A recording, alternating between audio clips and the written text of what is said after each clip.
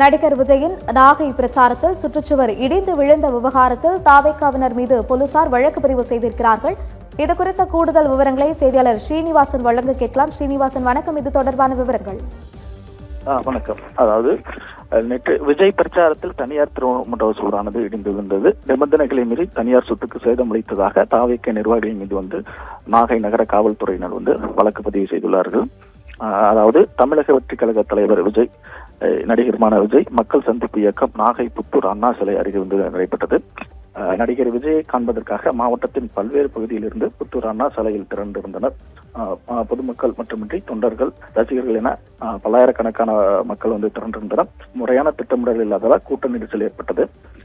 தமிழக வெற்றி கழக தலைவர் விஜய் நடிகரை காண்பதற்கு ஆர்வத்துடன் கூட்ட நெரிசல், அங்கிருந்த கட்டிடங்கள், மேற்கூரைகள், மரங்கள், வரவேற்பாக வைக்கப்பட்டிருந்த பேனர்கள், பிளக்ஸ் பேனர்கள் மீதும் மதில் சுவர்களின் மீதும் ஏராளமானோர் ஆர்வத்துடன் ஏறி நின்று அட்ராசிட்டியில் ஈடுபட்டனர்.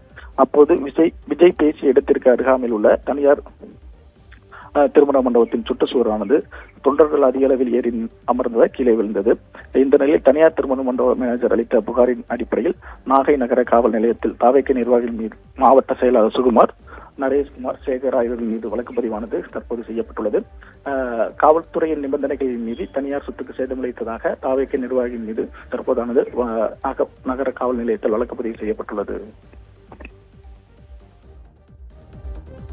தங்களுடைய விவரங்களுக்கு நன்றி ஸ்ரீனிவாசன். நடிகர் விஜயின் நாகை பிரச்சாரத்தில் சுற்றுச்சுவர் இடிந்து விழுந்த விவகாரத்தில் தாவேக்காவினர் மீது போலீசார் வழக்கு பதிவு செய்திருக்கிறார்கள்.